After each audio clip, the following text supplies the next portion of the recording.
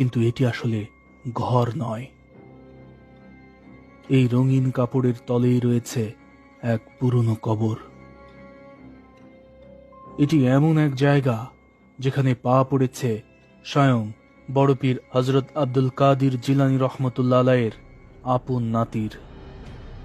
হ্যাঁ দর্শক, বেঙ্গল ডিসকভারির পর্দায় আজ আপনি জানতে যাচ্ছেন বাংলাদেশের মাটিতে শুয়ে থাকা এমন এক আউলিয়া সম্পর্কে, যিনি নাকি বাঘের পিঠে চড়ে ঘুরতেন এবং তার সেই বাঘের কবর আজও আছে তার এই মাজারে।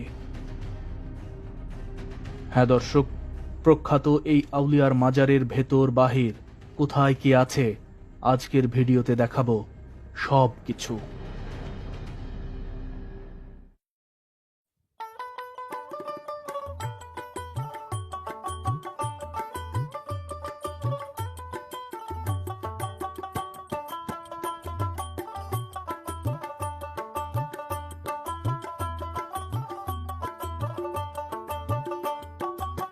বাংলাদেশের প্রাচীন আর প্রত্ন আকর্ষণে ঘেরা এলাকা রাজশাহীর বাঘা থেকে শুভেচ্ছা জানাচ্ছি আমি জুবায়ের আল মাহমুদ।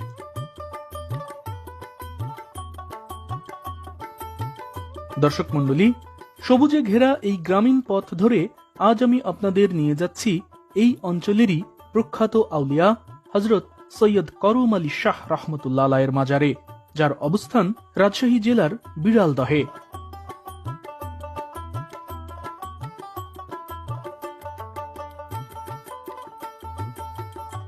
ধূসর কার্পেটে মোড়ানো সবুজে ঘেরা এই অসাধারণ রাস্তাটি রাজশাহীর বাঘা থেকে আড়ানি হয়ে সোজা গিয়ে ঠেকেছে পুঠিয়ায়। বেঙ্গল ডিসকভারির পর্দায় এর আগের একটি ভিডিওতে আমি পুঠিয়ার রানী হেমন্ত কুমারী দেবী এবং তার শাশুড়ি শরৎ সুন্দরী দেবীর এক রাজকীয় প্রাসাদ দেখিয়েছিলাম। বউ শাশুড়ির রাজকীয় প্রাসাদ শিরোনামের ওই ভিডিওটি যারা দেখেছেন তাদের কাছে এই রাস্তা নিশ্চয়ই পরিচিত মনে হচ্ছে।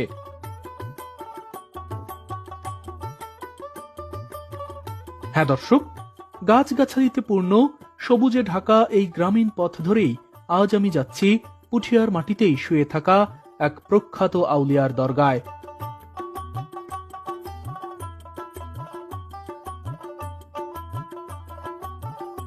এই অসাধারণ রাস্তা ধরে পুঠিয়ায় পৌঁছানোর পর রাজশাহী ঢাকা মহাসড়ক ধরে এভাবে কিলো 5 এগিয়ে গেলেই আপনি পৌঁছে যাবেন হযরত করম আলী শাহ রহমতুল্লাহ আলাইহির মাজারে।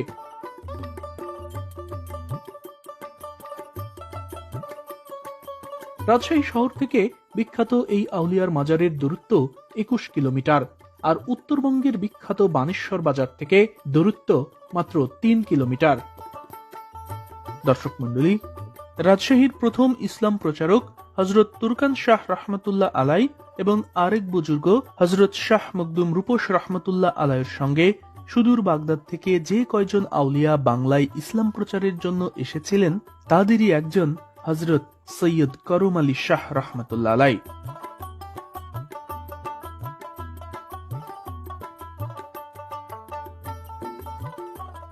পর্দায় এখন যে ফটকটি দেখতে পাচ্ছেন এটাই বিখ্যাত এই আউলিয়ার মাজার। এখানকার ব্যতিক্রমী নকশায় তৈরি সাদা চকচকে এই যে ইমারতটি দেখতে পাচ্ছেন এটা ছিল করম আলী শাহ রহমতুল্লাহ আলাইয়ের হুজারাখানা, যার অন্দরে বসে তিনি রাতভর ইবাদতে মশগুল থাকতেন। দর্শক, এখানে এই ইমারতটি এক রাতের মধ্যে তৈরি হয়েছে বলে এখানে লেখা রয়েছে, কিন্তু আসলে বিষয়টি এরকম নয়। হতেই পারে এটি এক রাতে তৈরি হয়েছে, কিন্তু এটি অবশ্যই অলৌকিক ভাবে তৈরি হয়নি, গায়েবী ভাবে তৈরি হয়নি। কেননা এটি এতই ছোট একটা ইমারত যে আমার ধারণা 200-300 মানুষ যদি কাজ শুরু করে তাহলে এটি তৈরিতে এক রাতও লাগবে না। তবে এখানকার নকশাগুলো দেখে আমার কাছে মনে হয়েছে যে এটি সুলতানি আমলের কাজ। এখানকার নকশাগুলো একটু দেখুন। এই যে এখানে যে নকশাগুলো রয়েছে দেখতেই পাচ্ছেন পুরোটা একেবারে নকশা দিয়ে ছেয়ে গেছে। এইটা তাজা গোলাপের মতো, এই যে এটা গোলাপ ফুল, আর এই পাশগুলা দেখতেই পাচ্ছেন ফুটন্ত গোলাপ নতুন ফুটেছে, এইরকম একটি গোলাপের আকৃতি বা অবয়ব এখানে দেওয়া হয়েছে। এবং এই নকশাগুলো পুরোটাই একেবারে এ মাথা থেকে অপর মাথা পর্যন্ত। এই ধরনের নকশা আমি দিল্লিতেও দেখেছি, অর্থাৎ এটি সুলতানি কাজ।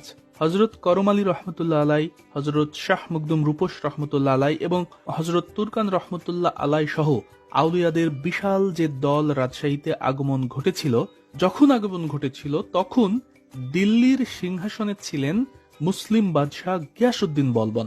আর তুরকান রহমতুল্লাহ আলাই শহীদ হওয়ার পর নোয়াখালী থেকে এসে এখানে হজরত করম আলী রহমতুল্লাহ আলাই যখন আস্তানা গড়েন, তখন দিল্লির সিংহাসনে ছিলেন ওই গিয়াসউদ্দিন বলবনেরই ছেলে নাসির উদ্দিন মোহাম্মদ বুগারা খান, যিনি সুলতান হওয়ার আগে বাংলার গভর্নর ছিলেন। অর্থাৎ এই আউলিয়ারা যখন বাংলায় এসেছেন তখন এই নাসির উদ্দিন মোহাম্মদ বুগারা খান বাংলার গভর্নর ছিলেন। আমার ধারণা এই ইমারতটি সুলতান নাসির উদ্দিনই হয়তো তৈরি করে দিয়েছেন, কিন্তু এর দালিলিক কোনো তথ্য নেই, যে কারণে আমি নিশ্চিতভাবে বলতে পারছি না। তবে এই কাজগুলো দেখে আমি নিশ্চিত যে এটি সুলতানি আমলেরই কাজ। দর্শক মণ্ডলী, সাদা চোখে দেখলে যে কারো কাছেই এটি শুধুমাত্র একটি সাধারণ এক ইমারতই মনে হবে, কিন্তু একটু গভীরভাবে চিন্তা করলে আপনি নিজেই অনুভব করতে পারবেন যে এটি কোনোভাবেই সাধারণ কোনো ইমারত নয়। এটি সেই ইমারত যেখানে এমন এক কামিয়াবি আউলিয়ার পদধূলি আছে যার আগমনে রাজশাহীর পুঠিয়া, দুর্গাপুর সহ এই অত্র অঞ্চলের মানুষ ইসলামের আলোর দেখা পেয়েছিল। তবে এই ইমারতটি অলৌকিকভাবে এক রাতে তৈরি হয়েছিল, এই বিষয়টি ইতিহাসে প্রচলিত থাকলেও এর কোনো দালিলিক সত্যতা নেই। একইভাবে বাঘের পিঠে চড়ে তিনি এখানে এসেছিলেন নাকি ওই বাঘ তাকে পাহারা দিত, এই বিষয়টিও আমি কোথাও খুঁজে পাইনি। তবে আজ থেকে প্রায় 750 বছর আগে, অর্থাৎ 1288 সালে তিনি যখন এই অঞ্চলে আসেন, তখন এই পুরো অঞ্চল ছিল জঙ্গলে ঠাসা, যেখানে বাঘ সহ অন্যান্য পশুদের বাস ছিল। ইনাদের উদ্দেশ্য ছিল ইসলামকে কায়েম করা। এখানে তিনি বাঘের পিঠে চড়ে আসছেন, এটা আমাদের লোকমুখে শোনা।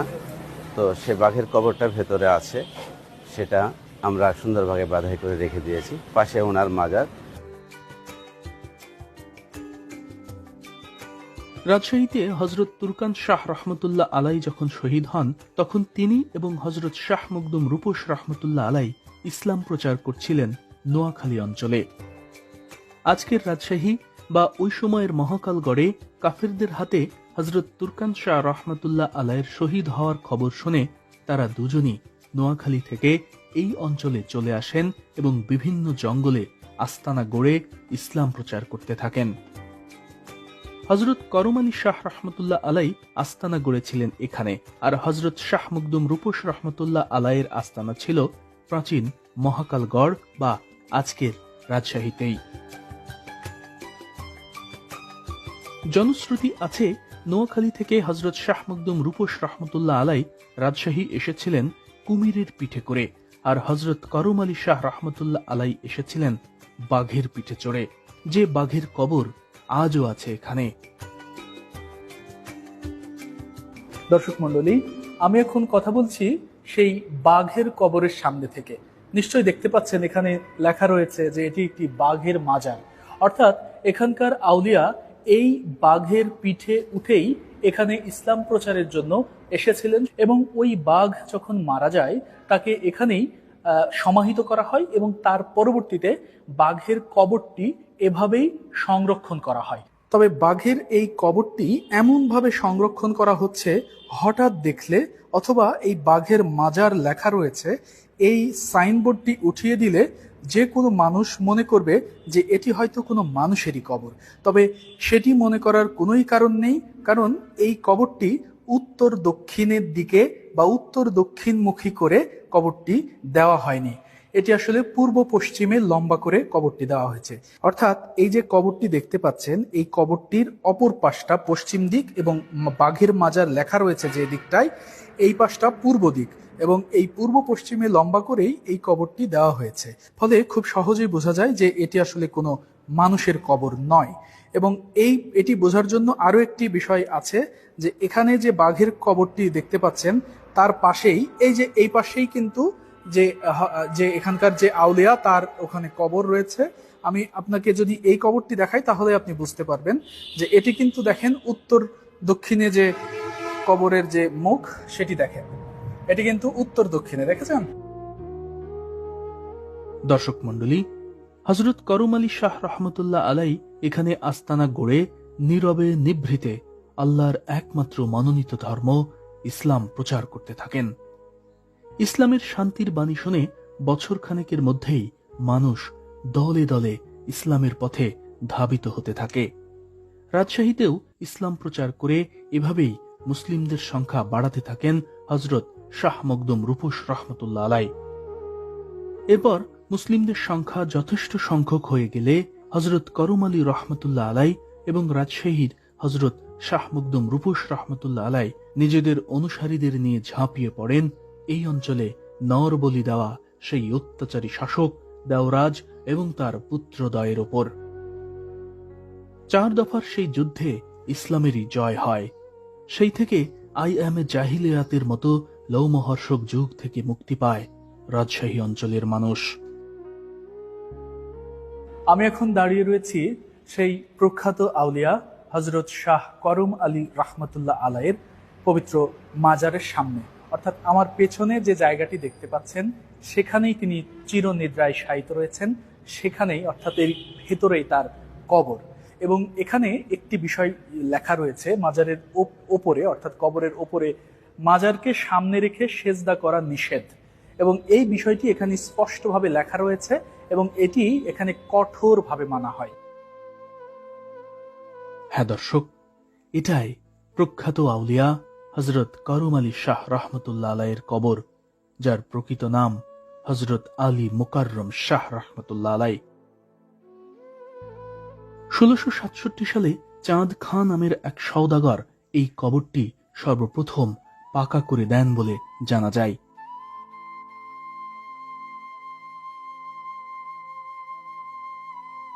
কামিয়াবি এই আউলিয়ার সম্মানে তার এই মাজারের পাশেই প্রতিষ্ঠা করা হয়েছে একটি মাদ্রাসা এবং ঈদগাহ। ইসলাম প্রচার এবং মহাকালগড়ের ওই অত্যাচারী শাসকের বিরুদ্ধে যুদ্ধের পরিকল্পনার জন্য এই বিরলদহের মাটিতে বহুবার পা ফেলেছেন হযরত শাহ মখদুম রূপস রহমতুল্লাহ আলাইও, যিনি বড়পীর আব্দুল কাদির জিলানী রহমতুল্লাহ আলাইয়ের আপন নাতি। আর বড়পীর আব্দুল কাদির জিলানী রহমতুল্লাহ আলাই হযরত আলী রাদিয়াল্লাহু তাআলা আনহু-এর সরাসরি বংশধর।